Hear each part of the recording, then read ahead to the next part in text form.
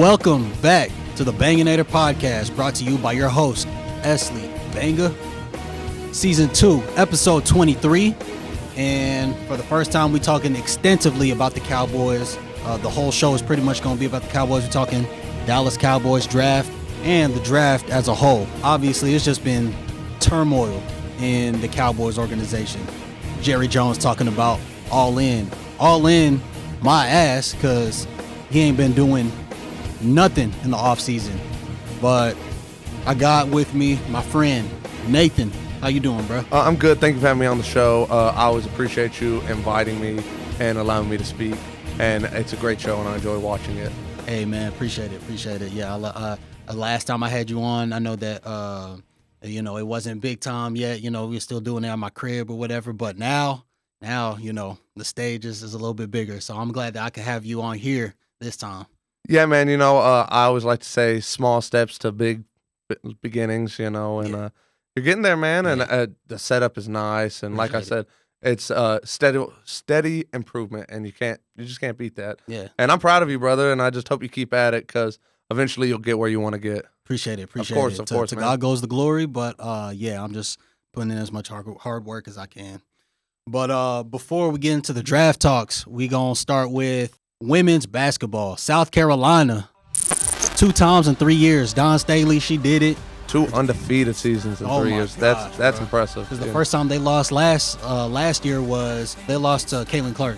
Was it? In Iowa. So it was their revenge. I was about to say that must have been a very sweet revenge. I'm saying, and then to go undefeated this year. I mean, before the season started, I was like, yeah, they gonna win it, because since the first game of the season. Great size and just the mesh of the team. Yes. Was amazing. Obviously, players like Camila Cardoso, she doing her thing, always on the block, getting rebounds, scoring points in the paint, and then players like Tahina Paopao stepping up whenever she need to. Chloe Kitts, Tessa Johnson, she came up big. She had 18 points in the championship game. Yeah, man. That's the best time to ball out. The championship game. And it was an impressive matchup, against Caitlin Curry Clark. Yeah, she's lights out. There are a lot of people saying she could play in the NBA, and who knows, maybe one day. I doubt it. Yeah. But she's very, very lights out. And I'm saying, I don't understand why they're hating on her so much as an individual. Like these women who are in the WNBA, they should be like, this woman is very good, and she's gonna help uplift the sport even more. Yeah. And I've been looking at the numbers. The WNBA's numbers have been going up. They have every year. I go to games all the time. I sit courtside to Dallas Wings games. I was gonna say, I see you up there all the time, man. You have a good time up there. But when it comes to Caitlin Clark, I feel like the hate has been mainly like some of the fans or some of like the adult men or whatever, just bashing this young lady. Exactly, which is crazy. But whenever it comes to other WNBA women, I don't think they're bashing really. They're just letting reality sit in. Oh, hey, there's you're gonna be a an rookie. adjustment period. Yeah, you're a rookie. You're coming in here, and this is our show, and I get that. But as a whole, I don't ever say nothing bad about these young people. Yeah. I'd never hope any of them bust out. Or Yeah. any of them I hope they get to live their dreams and be successful. Yeah, exactly. And I feel like the world would be a lot better place if a lot of other people had that mentality. Yeah, true. And then just last point on the NCAA women's tournament. You had other players, doing big things like freshman Juju Watkins at USC. I was about to say the USC lady. She was lights out. Yep. She broke. I can't remember her name, but her season scoring record, didn't she? Oh yeah. What's her? I think it was Cheryl Miller. Yeah. Cheryl Miller. That's pretty lights out. Sister of Reggie Miller. Yeah. And then Hannah Hidalgo at Notre Dame. Oh man. She was doing good. Obviously, my Texas Longhorns. Freshman Madison Booker. Whenever starting point guard Rory Harmon went down, Madison Booker took over and she led the team. I went to several women's Longhorns games this season. They was badass, and like thankfully we got some key pieces coming back. Even though Shaylee Gonzalez is leaving, we got Shay Holly coming back. We got Aaliyah Moore coming back. So the team's still gonna be stacked. So we gonna run it back. Hopefully we'll be able to make it to the Final Four this time. Yeah, the best thing in basketball is consistency, Mm-hmm. and the more players you have returning, typically I've noticed in the tournament games, Yeah. are the better teams are, because you get these schools that have these big name recruits that come Yeah. in that are done in round 1 or 2, and I enjoy the game of college basketball because it's more cohesive. Yeah. Or the better teams, at least, man. I feel that. Which is why it's all the more impressive that South Carolina was able to win undefeated, because 2 times in 3 years. That is impressive. But they replaced all their starters. Ooh. All their starters. This past season? Yeah, this past Wow. season. So all new starters. Yeah, That's wild, bro. Yeah. So next year, imagine, it's going to probably be even better because 4 of the starters are returning. Good luck to Caitlin Clark. My girl Angel Reese, good luck to her too. Good luck to her, yeah. I love the trash talk, but don't be a crybaby when you get trash talk. That's my only knock. I'm saying. Good luck to Cameron Brink from Stanford, and good luck to Camila Cardoso. And then all the other draftees are going to the W. Now, it's time to get into the meat of this episode. The Dallas Cowboys 2024 draft. We're going to talk about draft prospects for the Dallas Cowboys, and then some of the other big names. So when it comes to the Cowboys, obviously a lot of the important positions: running back, offensive line, specifically left tackle. Yeah. Since we're losing, we lost Tyron Smith. Exactly. All in. That's all I got to say. All in. All into mediocrity. Now, yeah. Thank you. I don't know what Jerry Jones' plan is, but now you got to be all in the draft, and you got to be all in on re-signing what we do got. They're gonna have to extend Micah and CeeDee Lamb. CeeDee Lamb, yeah. I think CeeDee Lamb. I've been hearing that CeeDee Lamb thinking about holding out. That's what I've been hearing. When I hear these guys say they're going to hold out, it frustrates me as a fan, but as a person who looks behind it, everything, I understand. These guys should be getting paid what they deserve. Arguably, CeeDee Lamb is the number 2, number 3 receiver in the NFL, obviously behind Justin Jefferson. I'm going to give credit where it's due. That guy maybe Tyreek Hill. Yeah, exactly. That's what I was going to say.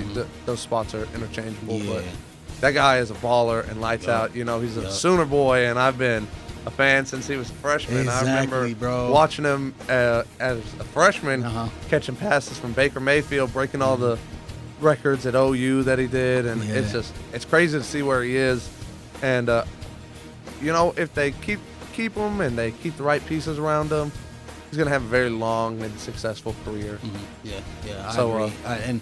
Like you said, you brought up OU. I went from, because I'm a Texas fan, so I went from hating CeeDee Lamb as a Texas fan, because I went to the I forgot what year it was, if it was like 2019 or 2020. But he was probably lighting Texas up. I went to the Cotton Bowl to watch the Red River rivalry game. And that boy was torching us. One play that I don't know if you remember, where he torched 4 defenders in the open field. Are you talking about touchdown? When he hit the spin move on him? Exactly, bro. Embarrassed the hell out of us. And that's one of my favorite plays of his from college of all time. And then he went from OU to Cowboys, and all of a sudden, I love CeeDee Lamb. So went from hating him to loving him. And when you get to know him off the field, obviously I don't know him off the field, but from the things I see and the charities he donates to, he's a very likable guy, especially when you hear him talk. So. Exactly. I hope he's a Dallas Cowboy for life. And same here. I hope they lock him up because at this rate, if he keeps on the trajectory he's going, and obviously steady improvement that he's had every single year, he's going to be a Hall of Fame caliber player as well. Yeah. And then let's talk about some of the other things that we need to address when it comes to the Cowboys offseason. Running back, we lost Tony Pollard to the Titans. So that's going to be our number one. I feel like our number one need to fill. I agree it's a big loss in Tony Pollard, but I don't blame them for letting him walk. Same. He wasn't producing like he should. Exactly. But I've noticed the best teams are the teams that do a running back by committee, that have several running backs that can carry the rock, and which that's what we were doing. Yeah, and when we had Zeke, but Tony was the guy, and I'm not trying to shade Rico, but he's a good running back, but he's not what they needed. Yeah. Let's say this. That's why I hope I'm gonna talk about some of the guys I hope they draft later. Yeah. Mm-hmm. But I hope they draft 2-3 running backs this year. Mm.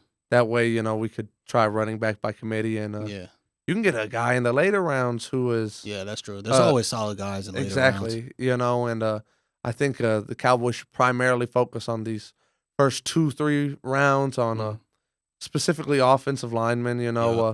Zach Martin's getting up there in age, and he's still all pro. Man, monster.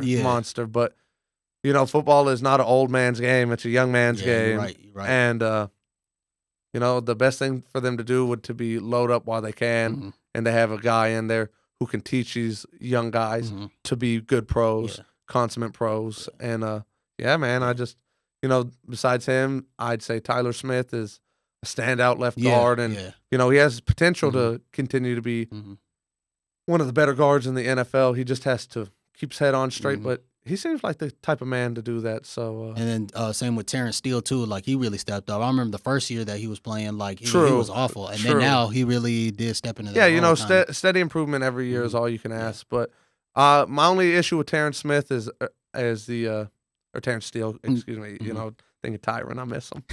But my only issue with him is the injury concern. He misses a chunk of games every year, and it's I'm not saying it's a bad thing. That's a tough sport, you know. And it's like the same thing with Tyron Smith. Yeah, so. But if you're gonna pay a guy a premium like that, he should be in every available opportunity, and I'm sure he is, But I think he's above average, but obviously you can always improve, and you should be looking for the next man up. Yeah.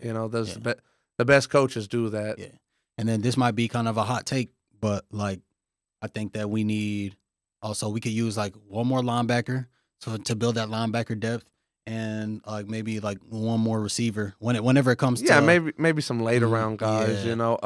I'm actually really excited to see DeMarvin Overshawn come back from injury. Texas, and I remember watching him at Texas, and I thought the young man was a lights out player. Same here. And from what I saw in the preseason of him last year, it looked like he was going to continue that success he had from college into the NFL until he tore his ACL, and that's rough. But I think he's going to carve out a big role this year. Same. I think him and Damone Clark are going to be the men in the middle. We also got that linebacker. I'm forgetting his name right now. Either Kendricks or Hendricks. Kendricks. Eric Kendricks. He played for the Vikings and the Chargers. So, at least we did feel a little bit with losing Leighton Vander Esch. Oh, man, such a sad story. Neck injury. So brutal. Brutal. Makes me sad to think about. And then quarterback position. So obviously it's kind of tricky because Dak Prescott. At first, Jerry Jones, all last year, he was saying that, we're going to commit to Dak Prescott. We're going to extend him. And then now it's came out that there's a mutual understanding between the two camps that, you're kind of playing for your contract this year. We're not. We're most likely not going to just give you a contract off the bat. Which you think about it, though. Thing. Oh, definitely. It's an incentive to do the best to your possible ability. And, that loss to Green Bay last year in the playoffs, that wasn't necessarily on Dak, but he didn't do anything to make it better. Yeah, exactly. It's a team sport. People fail to realize that. And I think Dak is lights out, but his biggest knock his whole career was the same knock my guy Tony had, Playoff performance. Yep. And, I can appreciate that Jerry is not just handing out a big fat contract because he has regular season success. Yep. Like I said, I've given some really hot takes myself, and I just really hope Dak proves everybody wrong this year. Yeah. If he is the starting quarterback for the Cowboys. You never know. He will be because they don't have another choice. They don't. Who else do they got? Man, they could tank. They could, but they could trade. Well, Jerry Jones isn't the tanking type of person. Because this is a knock on Jerry Jones. He's not willing to do what most other teams are and suck for a couple years. For like 1 or 2 years. And then, because remember, how did we get Ezekiel Elliott? We went 4-12 the previous year. Yep. But Jerry Jones wants his money. He's not willing to have a horrible year. And that's understandable. But a lot of these teams. You look at San Francisco. Yeah, I hate them. But they just do good whenever they have a terrible couple years. I remember there for just a stretch of time, they're horrible. Yeah. And then they do all the right things. They hire the right coaches. They get the right people in there. They have right now is a lights out coach. I can't remember his name. Why am I blanking out? I want to say Shanahan. Yeah. Mike Shanahan. Yeah. Nope. Mike Shanahan was the dad. Was it Kyle Shanahan? Yeah, Kyle Shanahan. Yeah. Shanahan. Yeah. But they hired him. They brought in the right pieces, and they made the right trades for the right players. Mm-hmm. And it don't matter what quarterback step in over there. Yeah, they stay going to it's NFC next man championships up. and Super Bowls. Yeah. Yep, next man up. And I don't know if McCarthy's the guy anymore to take you to a bowl. Yeah. I want to have high hopes for the season, but this all in has not looked very all in. It's looked very maybe next year. No, I agree. Especially because check it. Whenever we were those first 2-3 days of the NFL offseason, whenever the new league year started. Yep. Oh Lord. And then all these pieces were moving, running back, going from here to there. Derrick Henry gets signed. He didn't even get a call from the Cowboys. Exactly. Apparently. You would think that the Cowboys would do something. All these running backs that was moving. Saquon Barkley, Josh Jacobs, Derrick Henry. I would have thrown the bag at Saquon. I'm not even Mixon. Yeah. Oh yeah. Mixon would have been Cowboys nice. Didn't open up the checkbook to get out one of them. Yeah, and it's But it's also due to the poor cap space that the Cowboys have. They only had $2 million in cap space available, which also sucked. Yeah, I just don't get it. I kind of wish they'd do away with the cap and kind of do it. Which is ironic because it just changes every year. But it's ironic because Jerry Jones is the one that helped implement the cap space, the salary cap idea in the 90s. So let's get into who we want the Cowboys to think about drafting. Whenever it comes to let's just do it by position. So when it comes to running backs, I'm thinking Jonathan Brooks low key in the second round. Oh, from Texas. Texas. He's good. Again, he has that injury concern history though, and that's always rough on a running back, especially. Yeah, that's true. He sat behind Bijan Robinson and Roshan Johnson last year. Yeah. He should not have had that much wear and tear on the tires. I do like him though, and I'm thinking he's going to slip a little bit just because of that injury concern. Okay. I was thinking like third or fourth just because of the injury. Yeah. But if he didn't have the injuries, I feel like the guy would be late first, second rounder, lights out player. So who else are you thinking at running back? Man, I'm thinking my guy Braylon Allen out of Wisconsin. The kid is just a phenomenal runner. He like I was discussing earlier with you, he reminds me of Todd Gurley, how he runs, and he's just real tall back, about 6'2", 230, just lights out. And I do think that's where the Cowboys target a running back ideally is in the second round. And I wouldn't be mad if they pulled the trigger on him. He's only 20 years old, won't even turn 21 until January of next year. Okay. Very young man. Damn. Yeah. All right. Let's shift to O-line, D-line. Now, you can tell me about the O-lineman, but whenever it comes to D-line, I might be a little biased, but I'm thinking Byron Murphy. He's very Texas. lights out, a lot of untapped potential. They've talked to him already, too. They've had a visit with him. Oh, that's nice. And then Tavondre Sweat as well. I'm thinking him, too. I think Sweat is going to drop because of conditioning issues and that off-the-field thing that happened. Yeah, and he just very got dumb, arrested. Not on his behalf, but, I don't think he did anything too terrible. He's a big guy. Probably have one drink too many.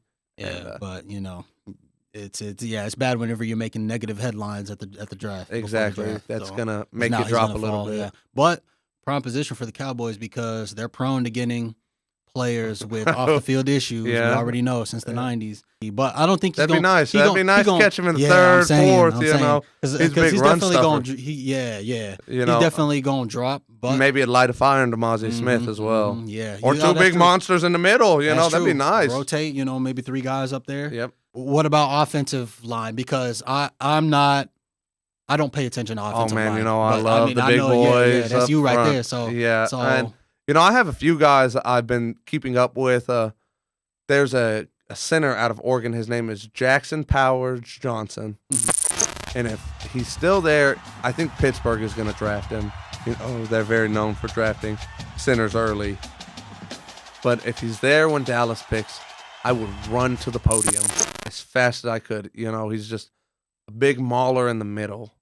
He's a people mover. He was the whole reason this year that Oregon offensive line was just a straight unit. I don't know if you saw any Oregon games this year. I did. Oregon's my third favorite team to watch because of Bo Nix. So, yeah. They had a very lights out. Oh, yeah, the uniforms are clean, man. Yeah. But he was lights out. I noticed him all season, and just for being a 6'3", 320-pound man, he moves like lightning and he hits like thunder. Okay. And it's just would be nice to see something like that in the middle. It reminds me of a Travis Frederick type, hopefully. Okay, yeah. That'd be very nice. Oh, me too, man. You got a lot of Travis Frederick type vibe going on, too. That beard. The big Viking beard that happens. Yeah. And so what about a receiver? For receivers, even though it's not a big need because, we got Brandon Cooks, we got CeeDee Lamb. I actually think Jalen Tolbert is going to take a big step this year. You think so? I do. I liked when he was on the field last year. Same. And I just felt like he did not have enough targets to go to him. True, because there was a lot of the ball had to be spread around. Exactly. Yeah, And, I actually like that guy, Jalen Brooks, that they snagged in the 7th round last year. Oh, okay. Yeah. Anytime he touched the field, he was making plays, making nice catches, and it'd be nice to see a 7th round gem like that. True. I even forgot about those draft picks last year. So yeah, you're right. I'm thinking if we were to get a receiver, I was thinking because we let go of why am I forgetting his name right now? Michael Gallup. Yeah, Michael Gallup, MG13. So we let go of him, and which I thought that was the right thing to move. do. Yeah. So to replace him, I wouldn't mind getting Roman Wilson from Michigan. I wouldn't mind getting him. Yeah. I remember watching them. Now that Michigan was my second favorite team. So they're a good team, man. And then I want to see how they do this year. But. Yeah. And then just another reliable pass catcher, not speed, but reliable pass catcher, Jordan Whittington from Texas. Yeah, he's going to be a later guy too, just because his production went down. But I do like Whittington. He's a solid, he's a big receiver. You can't get mad at those. Yeah. Everybody likes a big guy who can catch the ball and run. Yeah. Yep. And whenever it comes to quarterback, I think we should do because I do think that we should let go of Trey Lance. I don't know if the Cowboys will do this. To me, it was dumb to get Trey Lance in the first place. I don't even know why you got his sorry ass. Let go of him. Get Bo Nix or Sam Hartman. Those are quarterbacks that nobody's talking about that later are going to be in the obviously, later rounds. Yeah. So you could even throw Spencer Rattler in there. He kind of had a coming to grace, going to South Carolina, and I think it was good for him. He played very well, and career trajectory. I think he's a backup, obviously, but I'm not trying to hate on the young man, but trying to project reality. Yeah, but I think he would be a nice fit to sit behind a guy like Dak Prescott. That way, if he was ever thrown into the starting lineup, he could have learned from a guy who was been around for a while and been successful as a later round guy. Yeah, I just think somebody like Bo Nix would be better because Bo Nix, it doesn't matter. Definitely. But I think he's going to be gone by the second round. You think so? Okay. Second or third, and I don't think the Cowboys have the need for a quarterback that bad. Yeah, you're right. Yeah, they definitely. Maybe Hartman though. Hartman's going to slip because of the age, but I would like to see him as a backup. Yeah. Anybody else that you got eyes on? Oh man, for the Cowboys, I've really gone in depth with the offensive line this year because I think that is just the most glaring need that the Cowboys have at the moment. You got to have a good front five to make the rest of the thing work. So I've looked at guys like Amarius Mims out of Georgia, big 6'8", 340-pound, just mauler. He only had 8 collegiate starts, which is a major knock, but he was a starter for a national championship team, so that does elevate it. Okay. And he did get a lot of playing time, even when he wasn't a starter. Okay. And just the man, like I said, is 6'8", 340 pounds.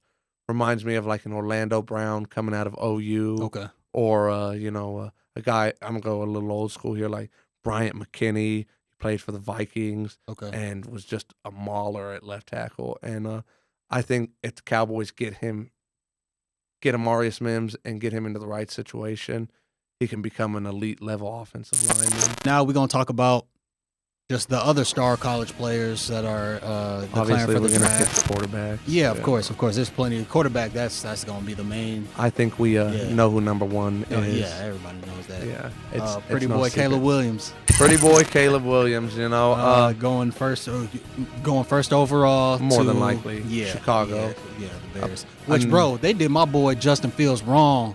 Bro, yeah. What they doing right now at Chicago, getting these pieces. They should have done it for Justin. They should have done it for him. Yeah, I feel like he would have produced. But I do like his situation in Pittsburgh.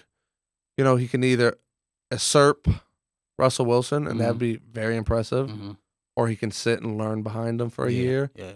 It just sucks because like you feel for a guy like that. You were a starter. Yeah, a hard-working individual. A great talent, and then now you somebody backup. Yeah, great talent who necessarily didn't have all the talented pieces around him that was needed. You saw a good improvement from him this year whenever they added DJ Moore.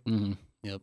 So, but I am excited to see what Chicago does. I think obviously they go Caleb Williams. Yeah. They've added a whole bunch of pieces around him, and it's going to be interesting what they do with that number 9 pick. If they go defensive, or if they go get him another receiver. Yeah. That way he has a guy to run with for a long, long time. Yeah. Or even offensive lineman. You can never go wrong with the big boys. You're right. Because they need to protect Caleb Williams, their asset. So, obviously, you got somebody like Marvin Harrison.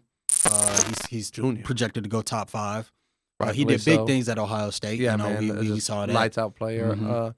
I actually think it's funny because most teams have him mocked to go to the Arizona Cardinals. Okay. And I think his most relatable comparison would be Larry Fitzgerald, actually. Okay. So I think that'd be pretty ironic. All right. Yeah. And then you also got quarterback Jaden Daniels from LSU. He won the Heisman. Lights out. I think he's going to be a commander. Okay. I do. I think it's going to go Caleb Williams, Jaden Daniels, and then Drake May to New England. Okay. Yeah. Speaking of Drake May is supposed to be like top 5, 6, 7, 8, somewhere in there. That's what I saw on Mel Kiper's thing. But I definitely think he's gonna top be 10. Top 3. Really? Yeah, I do. Because I watched Drake because I watched North Carolina because of our guy Mac Brown. Mac Brown, yeah, obviously longtime coach of the Texas Longhorns. But Drake May is a good quarterback. Don't get me wrong, he good, but like top 5 talent, top 3, I don't see it. I think so. He makes all the throws, and just has a rocket for an arm. Like I'd compare it to a howitzer, just a bazooka. But I think, like I was discussing earlier, I think he had the Dan Marino situation happen this year, where his freshman year and his sophomore year, he had a very good amount of talented NFL caliber players, and maybe this year the team wasn't up to as par. And I'm not gonna blame it on anybody, but you gotta have the team around you to make the plays, and he still made plays, even though he necessarily didn't have the talent around him that he had previously. If you look at his deep ball, he has, I want to say, the best completion percentage out of all the players in the draft, even over Caleb Williams, who was super accurate, and honestly, Caleb Williams reminds me of Aaron Rodgers-esque type player. Yeah, I can see that. But what about a quarterback like Michael Penix Jr., who isn't as high on everybody's draft board? Like that dude has an arm. I thought he had the best arm in the country. Obviously, I watched him a lot because he whooped up on UT. He whooped on UT in the semifinal. And success for us. Yeah. Happens, And then since I was third, Oregon was my third favorite team to watch. He whooped up on Oregon too. Twice. Yeah, and then so towards the end of the season, I was watching Michael Penix Jr. I was like, I understand why they talk about him like that. He got an arm. So yes, he does. I don't know why he is not. And I know he got injury history too. I was about to say, particularly the injury history. He had 2 season-ending injuries when he was at Indiana, and that's always rough, especially being a young man, because they're going to look at it and connect that to longevity and just worry. Yeah. But I do like Michael Penix Jr. and I was telling you, I hate the left-handed quarterbacks, but I love the way this guy plays ball. Yeah. I think I honestly think he ends up getting drafted pretty early. I think 13, 14, maybe. I was thinking Oakland, honestly. They kind of have a need at quarterback. They have Gardner Minshew. You mean Las Vegas? Yeah, you know what I meant. The Raiders. I feel, yeah.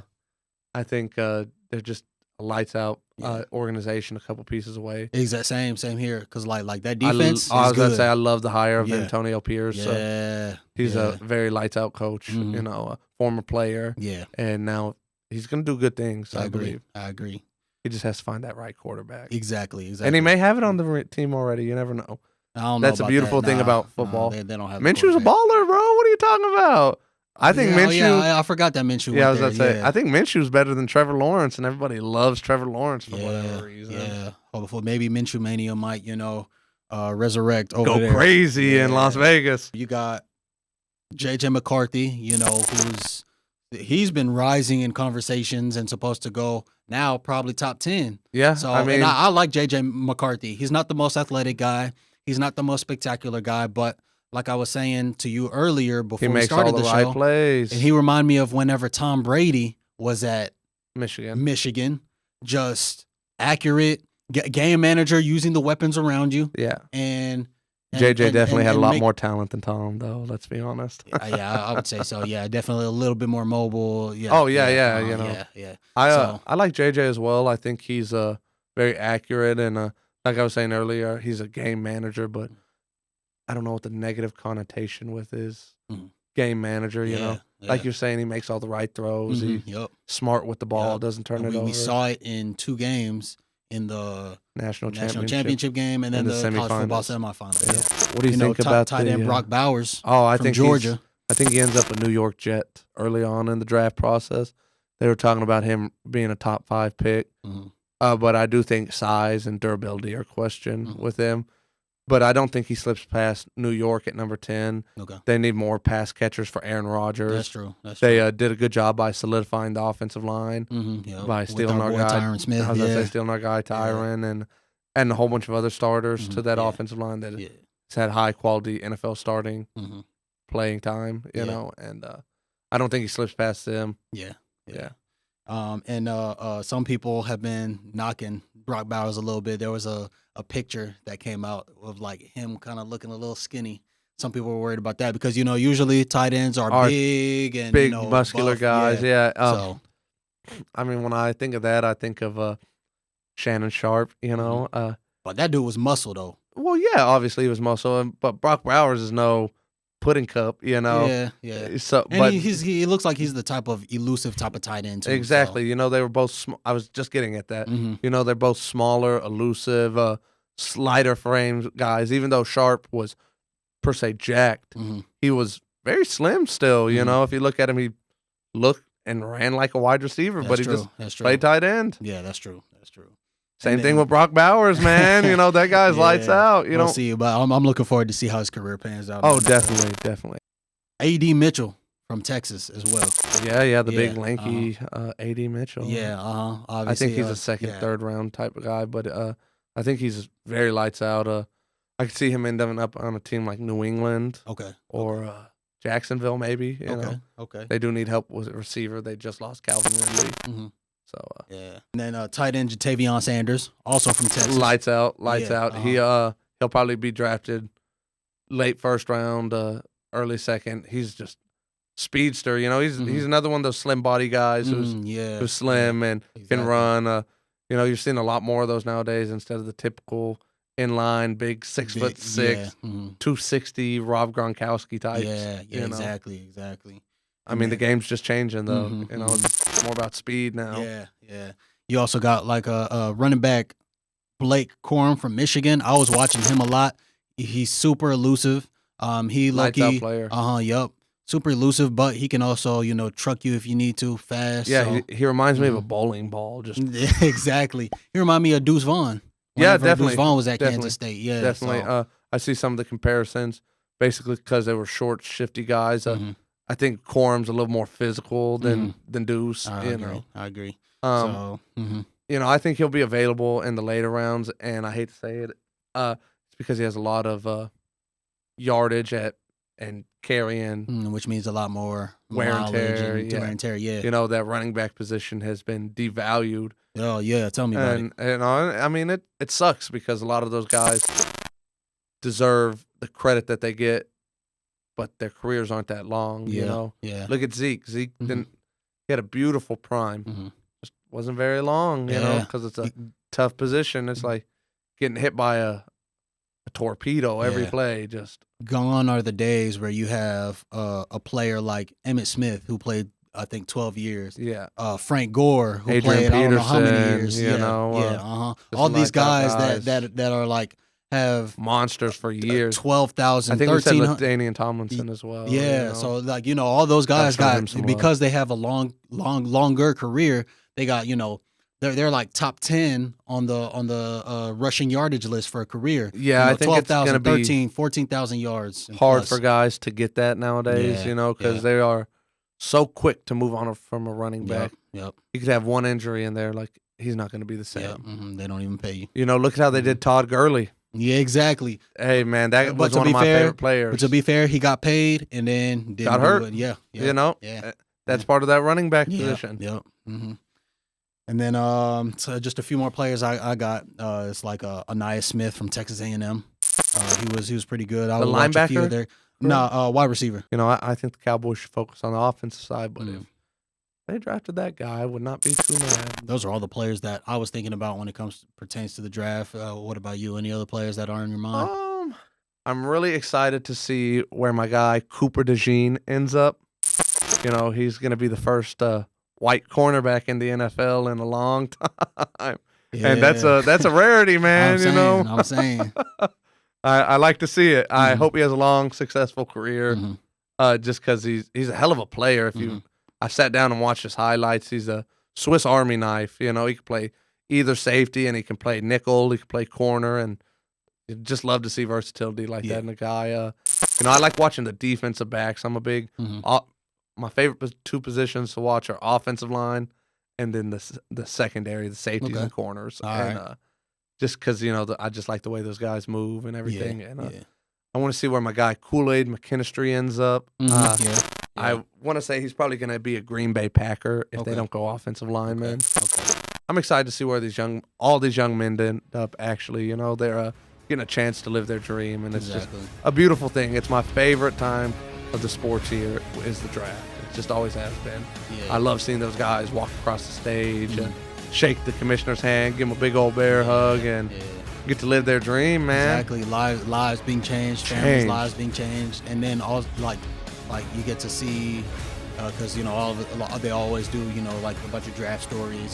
They have inspiring. I love them. Inspiring stories. A lot of them came from struggle background. Almost nothing. Making their some dream. of them, And then some of them, just been balling, playing football their whole lives, and to see it finally. Some are just football lineage. Exactly. Look at Harrison Jr. Exactly. Also, the realization that some of these players aren't gonna pan out. Some of them are gonna be cut in practice squads. Some of them are, gonna be out of the NFL within 2-3 years. The NFL does stand for not for long. That's true. The average NFL career is only 3 years. That's true. That's true, because it's not everybody can have a long career like Tom Brady. Yeah.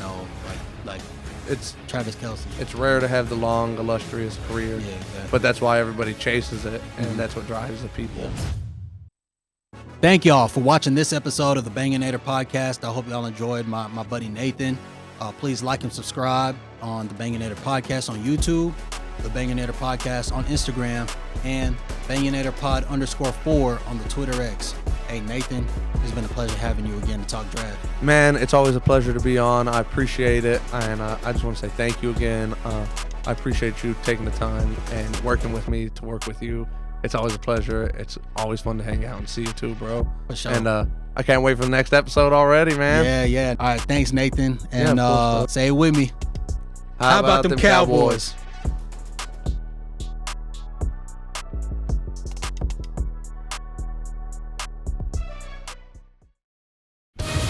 The Banganator podcast is brought to you by Esley Banga, diehard fan of the Dallas Cowboys since 1997. How about them Cowboys?